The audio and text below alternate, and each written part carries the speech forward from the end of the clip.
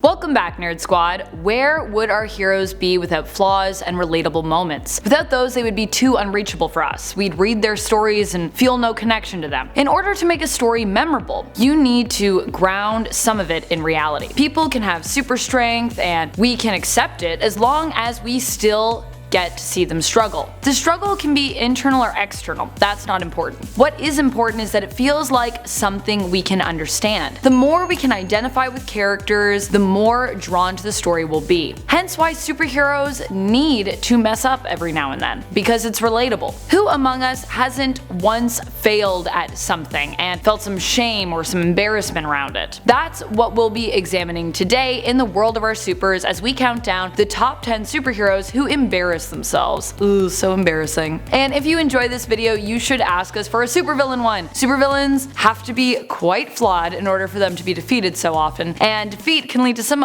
pretty great embarrassing moments for them. Trust me. Be sure to stick around for some bonus content at the end of this video as well. Alright, let's get counting. Number 10, Robin. Although Robin could be classified as a sidekick, this moment happened when he was leader of the Teen Titans, so I'm going to consider him a superhero for the sake of this video. In Volume 1, Issue 4 of the Teen Titans in the 1960s, Robin went to the 1964 Olympics with the rest of the team, plus additional guest member Speedy. He went there to help encourage Davy Bradley to compete in the Olympics. However, the team come up against the agents of Diablo and are knocked out and trapped, having to be saved by Bradley himself. The fact that they are saved by a shy Olympic runner is not the embarrassing part of the story, oddly enough. The part where Robin is defeated by hurdles is, not by doing them, unfortunately, but still pretty hilariously by having them just thrown at him. He gets all tangled in them, and the panel before shows him with both his hands free. Isn't Robin supposed to be nimble and strong? They acknowledge his impossible strength in this very comic, and yet he cannot catch these hurdles. Instead, he gets all tangled in them.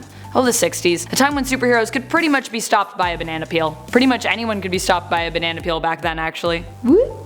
Number 9, Hal Jordan. So there are a good many moments when it comes to the Green Lanterns embarrassing themselves. Guy Gardner has almost done enough jerkish and embarrassing things for the rest of the entire Corps just by himself. Like that time he mooned Batman. Though I'm sure to him it was really not embarrassing, so he's not the only one to be involved in embarrassing acts. Hal Jordan has also had a few moments I'm sure he wished never happened. Namely, one in All-Star Batman and Robin, where Batman proved how much of a next level jerk he actually was when he and Robin donned yellow suits, and then while Batman was having an argument with Hal, had Robin paint the entire room they were in yellow. An embarrassing weakness of Green Lanterns is the color yellow. This ridiculous weakness was later explained as having to do with Parallax being imprisoned in the Central Power Battery. Why they imprisoned it in the Central Power Battery, we'll never know. That just seems like a bad idea. The cherry on top of this moment was when Batman encourages Hal to try the lemonade. Savage! All-Star Batman is such a bully. Number 8, Reed Richards. While Richards may not have embarrassed himself in the literal sense here, I'm pretty sure he embarrassed his comic book counterpart. The 2000s Fantastic Four film The Rise of the Silver Surfer features a scene where some of the team head to a dance club. Reed Richards goes out onto the dance floor surrounded by gorgeous ladies and finds himself awkwardly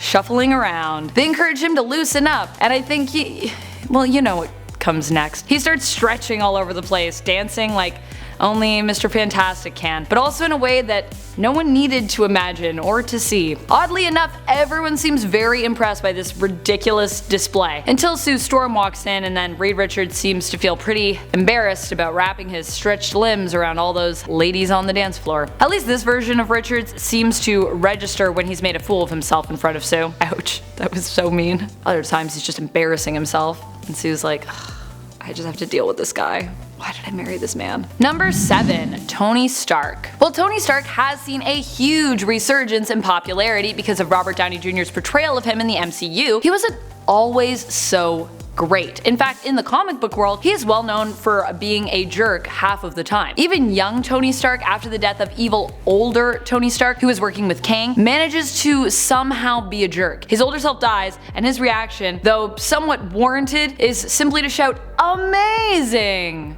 Yeesh. Alcoholism has also led to a few embarrassing moments for the hero, even in the MCU, like in Iron Man 2 when he peed himself in his Iron Man suit after DJing and dancing around. He may have not felt the embarrassment then, but Pepper Potts and Rhodey were definitely feeling that embarrassment for him. Number 6. Wonder Woman. Wonder Woman is an insanely powerful superhero. She has super speed, super strength, can fly, she is telepathic to an extent, can speak any language, and is one of the few heroes with super breath. With all those superpowers, she doesn't really need a shield, but she still sort of gets one in the form of her bracelets, and in the movie in the form of an actual shield. Her bracelets allow her to deflect almost any kind of attack. In her standalone film, we actually saw her use them to deflect an insane amount of bullets, maybe more than the actual shield she was armed with. But as much as her bracelets are a strength, they're also kind of an embarrassing weakness. Anytime she allows herself to get captured by a man and they chain her bracelets, she actually becomes completely depowered. It's like her kryptonite. Why? Because Amazonian law wants her to feel shame and embarrassment at getting captured by a man. Definitely a law made by women. Just punishing you with shame. Shame on you, Wonder Woman.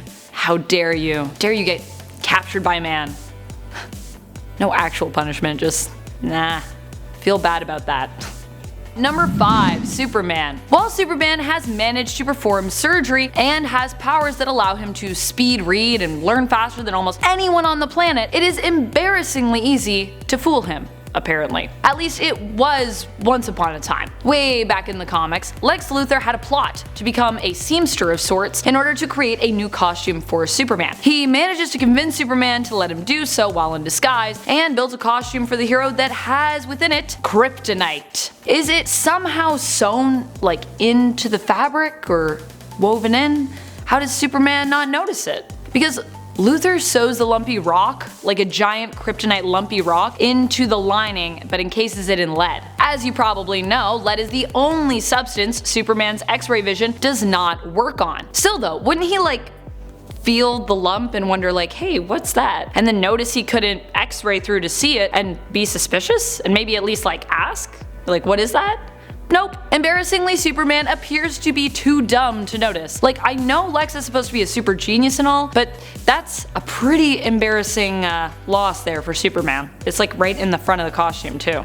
Ugh, awkward. Number 4. Gladiator. Remember that time Rocket Raccoon defeated Gladiator just by telling him he could? Okay, so he also had a really big gun, more specifically a Zarthian-built quantum cannon. Still, Gladiator is a really strong superhero. He is one of the few Marvel superheroes with super breath. He can fly, is near invulnerable. Beyond that, he can move faster than the speed of sound. If he had wanted to, he could have just dodged the shot from Rocket's cannon, but his power level is intrinsically linked to his self-esteem, so Rocket was able to defeat him simply by saying that he could defeat him. This statement put doubt in Kal El-Ark's mind in regards to him being able to beat Rocket. So for all his amazing powers and strength, he was defeated by a mere taunt. Sad. Poor Gladiator. Number 3. Wasp. While there are many advantages to being able to shrink yourself like Ant-Man and the Wasp, there are some negatives, especially in the comics coming out of the 1960s, during a time when even female superheroes were painted as damsels in distress constantly. Janet was such a victim in this embarrassing time in comics. While fleeing a battle, she is almost killed by a sparrow. Yeah, a sparrow almost ate her. Of course, she comes up with a smart plan to, grow larger just as it lands to take a nibble. This saves her from being eaten, but her weight causes the branch she's sitting to snap, and she just falls to the ground and is knocked unconscious. Fortunately, there isn't anyone really around for her to embarrass herself in front of, except, for all of us readers, of course. We're just embarrassed about that whole comic situation. Ah, the times before they let Janet Van Dyne actually fight anything.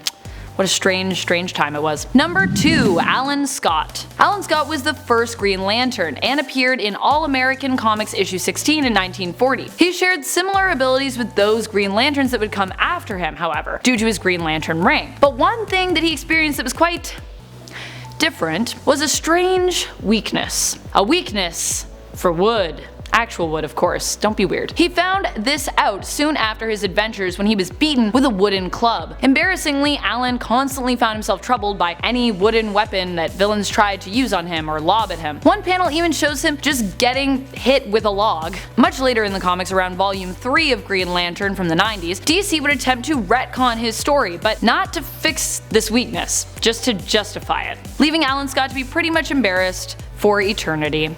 Gotta love when DC doubles down on those weird weaknesses. Number 1. Spider-Man. While Alan Scott may have a weakness that causes him many embarrassing moments, no one can compete with Spider-Man in our number 1 spot. Being a teenage superhero pretty much equals always being embarrassed for like forever. But beyond the embarrassing moments that we have seen from Peter in the comics, there are also some really terrible film moments. But before we get into that, let's talk about some of those comic moments, shall we? Like that time he gave a speech on how he'd save the day after possibly snapping Gwen Stacy's neck while attempting to save her. Or, you know, when Black Cat threw up after kissing him. Many of his embarrassing moments, of course, have involved ladies. This one that comes from the film though, not the comics, still also involves Peter's not so smooth moves with the ladies. In Spider-Man 3, Tobey Maguire plays Peter, who attempts a weird jazz dance sequence involving Gwen in order to make his ex, MJ, jealous. While the entire scene is embarrassing, the worst part is that it doesn't even work in regards to impressing either of the ladies. Also, Spider-Man 3 is full of embarrassing dance scenes. Remember when MJ and Harry did the twist? Oh my goodness.